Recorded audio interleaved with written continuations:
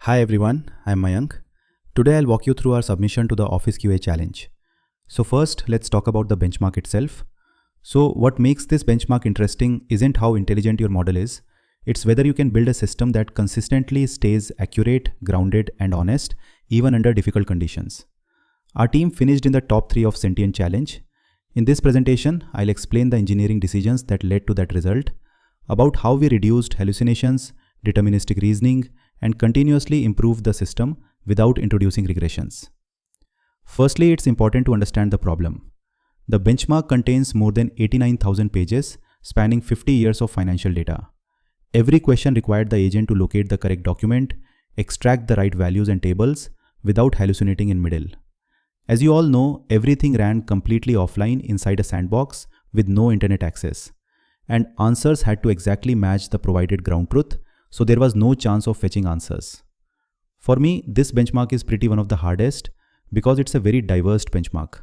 The top 6 teams averaged only around 70% accuracy with the open source Minimax model. And the biggest failure wasn't retrieving the wrong document. It was retrieving the correct document but selecting the wrong cell inside a table. We built around the Goose harness. It's lightweight, cost-effective, and better works with hybrid setup. On top of Goose, we designed a hybrid execution framework that combined LLM reasoning with deterministic tools. Whenever precision mattered, searching, filtering, or solving tasks, we relied on tools instead of allowing the model to improvise. We also kept our prompts intentionally concise. Dense, high-signal instructions reduced evaluation cost while producing more consistent behavior and less hallucination. The design behind the system was simple. Instead of limiting what the model could do, we gave it every tool it might need, but we also enforced discipline through structure, budgets, verification gates, and provenance checks. So now let's talk about the hardest challenge. I think my take would be different than many people, but the hardest problem wasn't improving accuracy. It was avoiding regressions. At peak performance, fixing a single failure could easily break 10 or more tasks that had already been passing. Because of that, once we entered top 3, we adopted a very conservative strategy. Every change had to prove that it improved the system without damaging existing performance. Rather than writing increasingly clever logic, we simplified execution paths wherever possible and revalidated every modification against previously solved cases. One lesson we got: clever code is often the enemy of stability. So now, how did we reduce the hallucinations? When the model retrieves computes so much data with numbers, it's very likely to be hallucinated. Our first defense against hallucinations was what we called the prompt hinting loop. After every tool call, we injected a short reminder back into the model's context. Simple instructions like stop searching once the answer is found, recheck operands before calculating, verify row and column coordinates. These hints sound small, but over long reasoning chains, models naturally drift.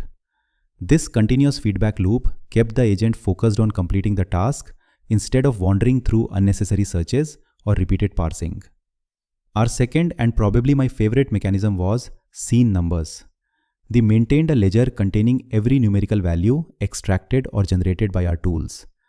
Before producing a final answer, we verified that every number appeared in that ledger.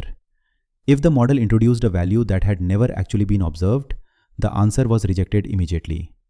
This eliminated hallucinated decimals, invented table values, and unsupported calculations. We also completely removed mental arithmetic from the language model. Every calculation passed through deterministic tools. The model never computed numbers on its own. And for writing answer, we didn't even let the model write the answer itself. It had to call a tool named finalize answer with values. This is a very short breakdown of my large code base. It's a short demo video, so all is not possible to explain. I kept main points here and at the last. One interesting observation was that benchmarks are not always perfect representations of truth. There are some things I wrote that you can read. The biggest takeaway from this project is simple. We didn't succeed by making the language model smarter. We made the model harder to fail. Thank you.